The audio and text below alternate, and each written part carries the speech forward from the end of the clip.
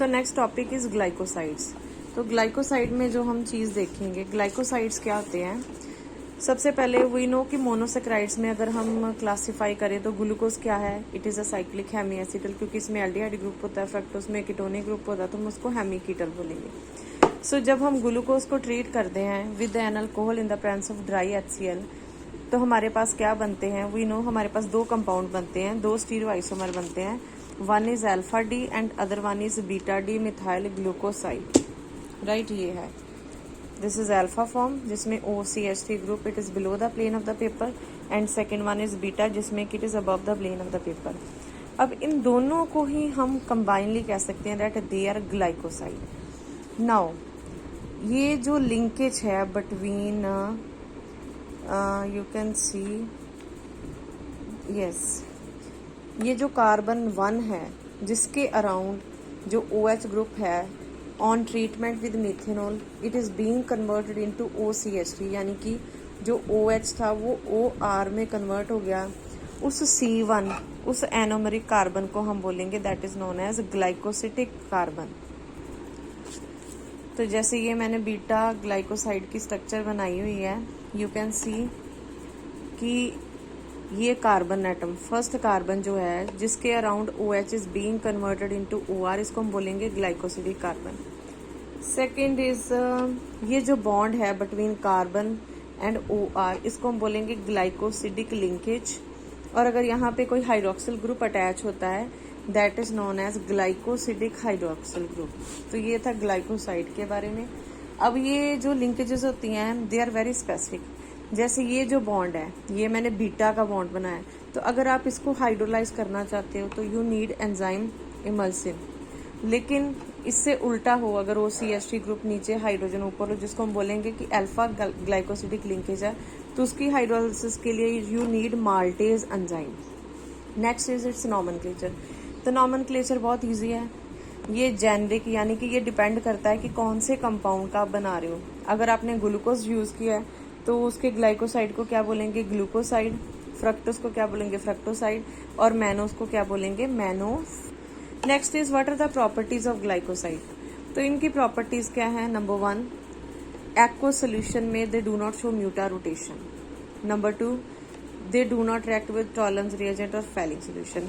Number 3, इनको ना तो आप बेसिक या ना ही अल्कलाइन सोल्यूशन के साथ रिएक्ट करवा सकते हो, सिर्फ और सिर्फ आपको एक्वस एसिडिक सोल्यूशन चाहिए, पानी भी हो और उसमें एसिड भी हो। Then they get hydrolyse to give corresponding monosaccharide plus क्या बना देते हैं, अल्कोहल।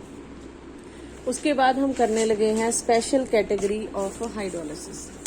तो special category of hydrolysis of glycoside, तो इसमें हम दो कैटेगरी में पढ़ते हैं कि जब भी आप हाइड्रोलाइसिस करोगे इन ग्लाइकोसाइड की, तो कुछ जो पॉलीसेक्राइड है वो इस तरह के होते हैं कि जब आप उनकी हाइड्रोलाइसिस करते हो तो जो दोनों कंपाउंड बनते हैं बोथ आर कार्बोहाइड्रेट। तो कार्बोहाइड्रेट पार्ट को एक्चुअली हम क्या कहते हैं, ग्लाइकोन। फॉर एग्जाम्पल, जब सुक्रोज की हाइड्रोलाइसिस की जाती है तो ग्लूकोज और फ्रक्टोज बन रहा है, तो दोनों क्या हैं, they are carbohydrate. On the other hand कई बार क्या है, जैसे फॉर एग्जाम्पल हमने ये पॉलीसेक्राइड ले लिया, for example this is a arbutin, तो इसकी जब आप हाइड्रोलाइसिस करोगे तो एक ग्लूकोज वाला कंपोनेंट बनता है, एक नॉन ग्लूकोज और नॉन कार्बोहाइड्रेट कंपोनेंट। ये जो कार्बोहाइड्रेट पार्ट बनता है इसको हम कहते हैं ग्लाइकोन, और जो नॉन कार्बोहाइड्रेट पार्ट बनता है उसको कहते हैं ए ग्लाइकोन।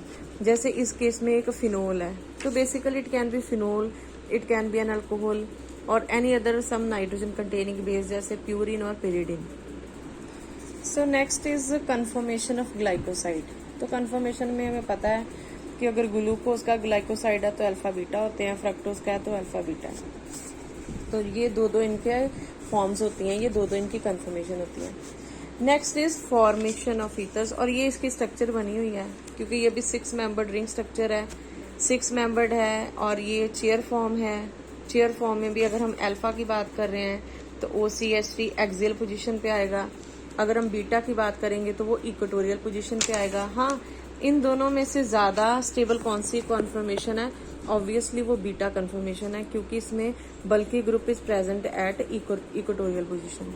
सिमिलरली अगर आप फ्रक्टोज की बात करोगे तो यहाँ पे आपको OCH3 ग्रुप नजर आ रहा है ऑन एक्सियल पोजीशन, और क्योंकि यहाँ पे फ्लिपिंग हो जाती है, सो दिस इज C1 और इसकी फ्लिपिंग कहाँ पे हो गई IC। तो हमें कंपेयर करना पड़ेगा कि कितने एक्सियल ग्रुप है। For example 1 axial, 2 axial and 3 axial. There are 3 axial bulky group. अब इसका कंपैरिजन कर लो, यहाँ पे कितने हैं एक्सियल ग्रुप, 1 देन 2। तो अगर हम इन दोनों को कंपेयर करें तो comparatively this form is more stable, IC यानी कि 1C form is more stable किसकी, फ्रक्टोज की। सो next is formation of ether.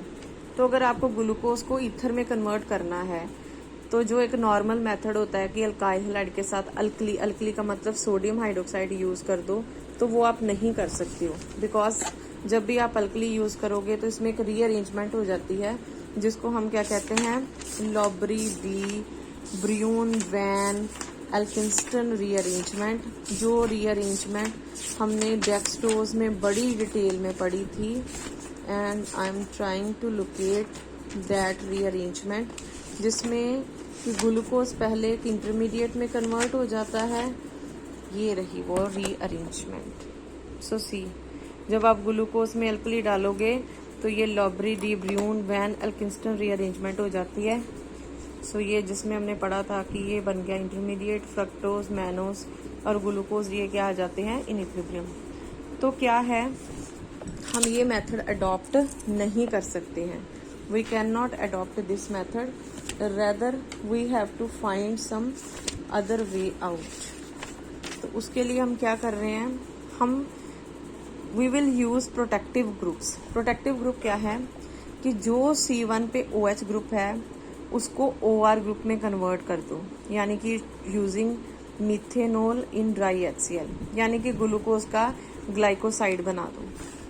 ठीक, तो हमने क्या किया, हमने जो C1 के साथ OH है उसको प्रोटेक्ट कर लिया, हमने इसको कन्वर्ट कर दिया इनटू OR ग्रुप, और ये जो बन गया इसको हम बोलेंगे ग्लाइकोसाइड ऑफ ग्लूकोज। अब आफ्टरवर्ड्स हम 2 मेथड्स अडॉप्ट कर सकते हैं। पहले हमने क्या किया था, उस OH ग्रुप को OR में कन्वर्ट कर लिया था, यानी कि हमने ग्लूकोज का क्या बना लिया था, ग्लाइकोसाइड। अब उसके बाद ये है प्योर डाई मेथड हम कर सकते हैं या हावर्थ मेथड। तो प्योर डाई में क्या है, पहला तो हम बता ही चुके हैं कि we will protect C1 OH, यानी कि मिथेनॉल इन ड्राई HCl में हम इसको कन्वर्ट कर देंगे। उसके बाद हम यूज करेंगे RX पे हम कौन सा यूज करेंगे, मिथाइल आयोडाइड। तो वो क्या करेगा, ग्लूकोज में और भी OH ग्रुप होते हैं, तो वो पहले को तो हमने कन्वर्ट कर दिया, बाकी जितने भी OH है उनको किसमें कन्वर्ट कर देगा, into OCH group. Then we will use dilute HCl for hydrolysis. तो ये जितने भी OH OCH में कन्वर्ट हुए हैं, इनको छोड़ के जो हमारा फर्स्ट C1 वाला था, जिसको हमने प्रोटेक्ट कर लिया था, हमने इसको कन्वर्ट कर दिया था। तो जैसे ही आप हाइड्रोलिसिस करोगे, सिर्फ वो वाला OCH ग्रुप बैक किस में कन्वर्ट हो जाएगा, इनटू OH ग्रुप। तो जो हमारे पास एंड प्रोडक्ट आएगा उसमें क्या होंगे कि बाकी सारी पोजीशंस पे OR ग्रुप प्रेजेंट होंगे और सिर्फ फर्स्ट वाले कार्बन पे OH ग्रुप प्रेजेंट होगा। सेकंड है जी हावर्थ मेथड। इसमें फर्स्ट स्टेप तो सेम ही है कि आप OH को प्रोटेक्ट करो। तो यहाँ पे हमने मिथाइल आयोडाइड यूज किया था, यहाँ पे हम डाईमिथाइल सल्फेट यूज कर रहे हैं। तो उसका काम क्या आएगा, that will convert all the other OH into OCH group. तो लास्ट में यहाँ पे भी क्या थी, हाइड्रोलिसिस, यहाँ पे भी क्या है, हाइड्रोलिसिस। यहाँ पे भी सिर्फ C1 वाला OCH OH में कन्वर्ट हुआ था और यहाँ पे भी सेम। तो अगर देखें स्टेप नंबर 1 एंड 3 इन दोनों में सेम है, डिफरेंस सिर्फ स्टेप 2 का है। यहाँ पे जो रिएजेंट यूज किया गया है बाकियों की मिथाइलेशन के लिए, दैट इज मिथाइल आयोडाइड, और यहाँ पे क्या है, dimethyl sulphate. So you need to remember कि जब भी हमने ईथर बनाने हैं तो हमें सबसे पहले उसको प्रोटेक्ट करना है।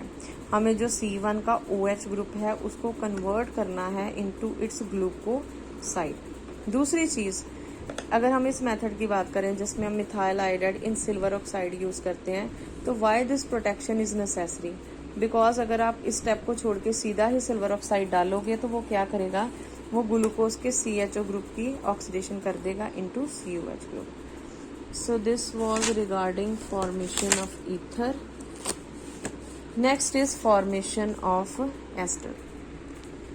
Next is formation of esters. So formation of esters में क्या है कि मोनोसेक्राइड्स को आप एस्टर्स में कन्वर्ट कर सकते हो।